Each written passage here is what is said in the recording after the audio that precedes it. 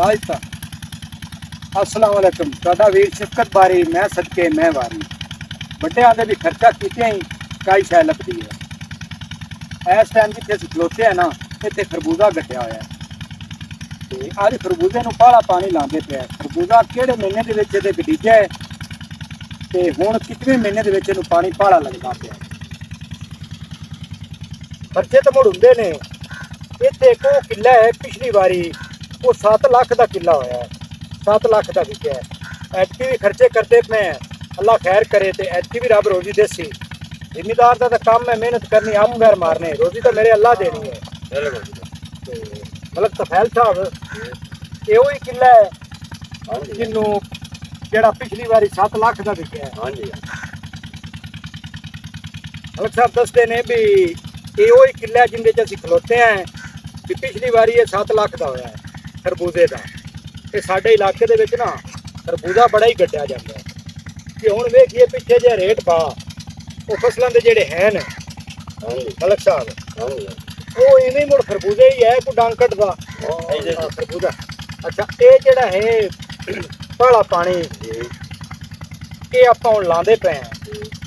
इस खरबूजे नूं आपां जेड़ा काश्त कीता है गड्ढिया है वो किहड़े महीने दे विच गड्ढिया है भाईजान? इस बार में भी पहली 2 3 4 5 तक का ठीक मौसम है असीं उदों ही काश्त उदों काश्त ते हुण जेड़ा है फरवरी है, फरवरी है इनकी 2 नूं ही पानी लाने पे 2 महीने लगा है।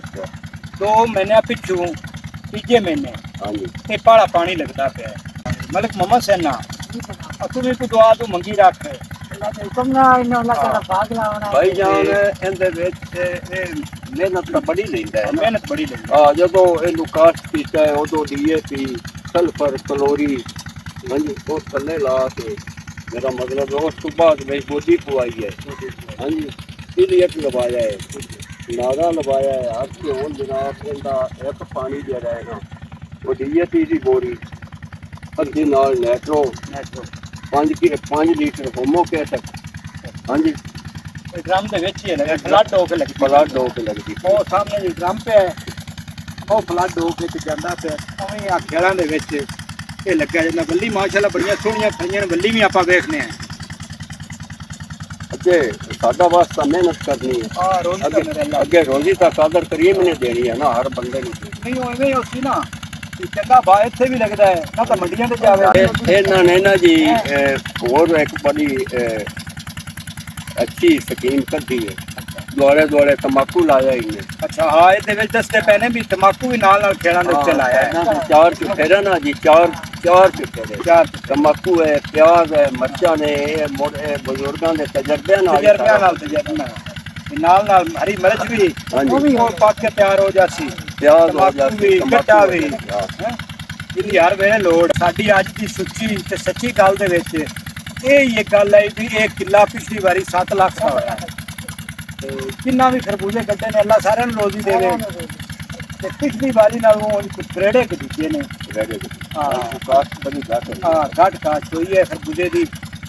लेकिन वेखो ना भाईजान जिमीदार असल नुकसान अल्लाह पाक का किसी बंदे को नुकसान करता ही नहीं। उसको पैदा किया है दुनिया का गल है रोजी तो उस जरा पत्थरी कीड़ा है उन्होंने बाकी हुण कई जिमीदार वेख के भी खरबूजा घट काश्त होया है वो हुण बीज रहा वो भाईजान इनके एंड से जाके तैयार क्यों तो फिर वो नुकसान करता है जिमीदार नूं तो मोड़ जिमीदार आखना भी फसल का गुना हाँ फसल का नहीं मोड़ो ते टाइम का है वेला उस लगा लिया उसके बाद उस कटिया वो पिछेतरा हो गया। भाईजान खरबूजा हुण पानी लैंदा पे बल्लां दे विच फुल चाई खड़ा वो फुल नजर आ रहे हैं असीं होर हफ्ते बाद 2-15 दे अगली है बल्ला खलोतियां जी खरबूजे दियां बड़ियां सोहणियां तंदुरुस्त कोई बीमारी नहीं अल्लाह करे बीमारी ना ही लगे। चंगी फसल भी है फ्रूट भी है बड़ा चंगा है।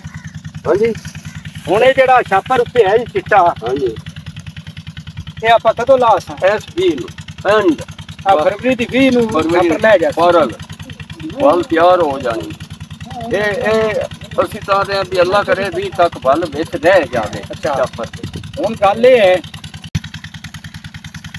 ਕਿਉਂ ਵੀ ਮਲਕ ਮੁਹੰਮਦ ਸੈਨਾ तेरी की सलाह है भी ये खरबूजा कटना चाहिए? चाहिए जी, बिल्कुल नहीं।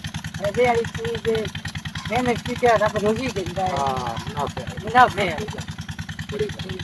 बहुत ज्यादा देता है। ये आपको लगता है? भाई गल यही है ना कि खरबूजे की खरबूजा कट्टो, खरबूजे की मेहनत करो ना ते इनकी लेंथ बड़ी सोहनी बनती अच्छा और इनका वजन बनता है।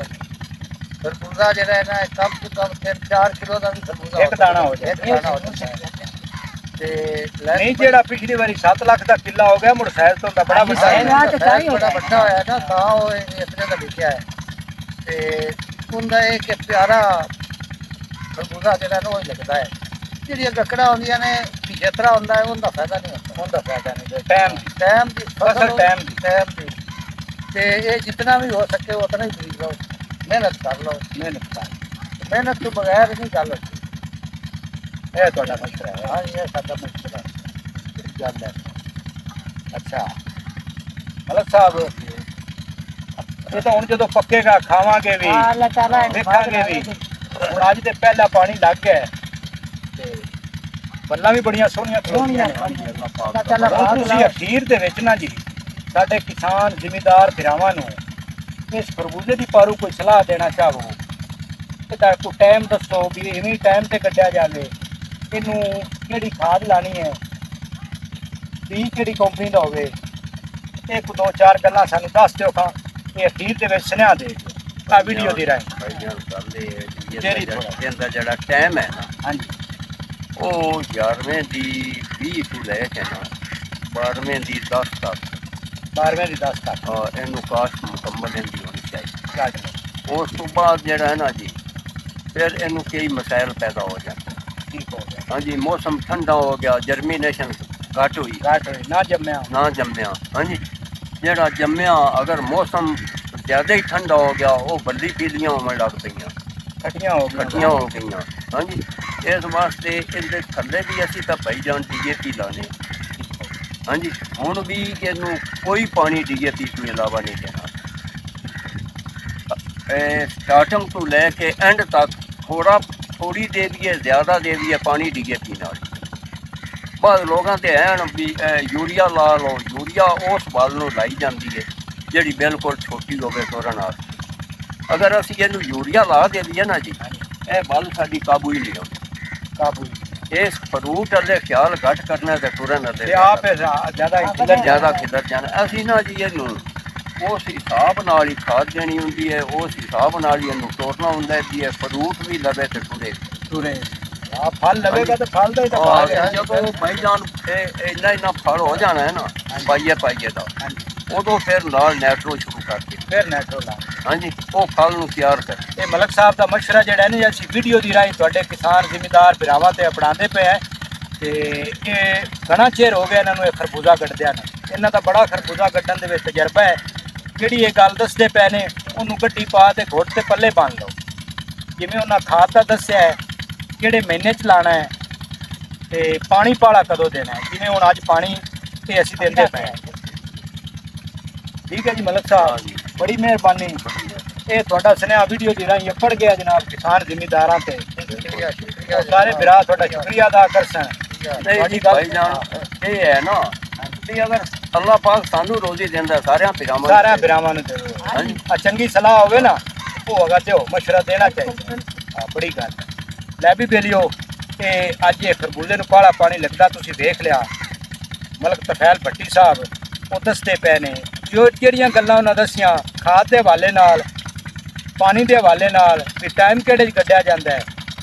ਇਹ ਬੜੀਆਂ ਜਨਾਬ ਸੁਣਨ ਵਾਲੀਆਂ ਗੱਲਾਂ, ਸੁਣ ਕੇ ਤੇ ਪੱਲੇ ਬੰਨਣ ਵਾਲੀਆਂ ਗੱਲਾਂ। ਅੱਗੇ ਵੀ ਤੁਹਾਨੂੰ ਦੱਸਿਆ ਵੀ ਘੁੱਟ ਤੇ ਗੱਡੀ ਪਾ ਤੇ ਪੱਲੇ ਬੰਨ ਲਓ। ਇਹ ਜਿਹੜਾ ਚੰਗਾ ਮਸ਼ਵਰਾ ਚੰਗੀ ਸਲਾਹ ਹੈ ਨਾ ਉਹ ਵਕਤ ਬੜਾ ਹੋਰ ਵੇਲੇ ਆ ਗਿਆ ਘੱਟ ਹੀ ਲੋਕ ਦਿੰਦੇ ਨੇ। ਠੀਕ ਹੈ ਜਨਾਬ ਮਿਹਰਬਾਨੀ ਜਨਾਬ। ਲੈ ਵੀ ਬੇਲੀਓ ਰੱਬ ਰਾਖਾ ਜਿਉਂਦੇ ਵਸਦੇ ਰਹੋ ਤੇ ਹੱਸਦੇ ਰਹੋ।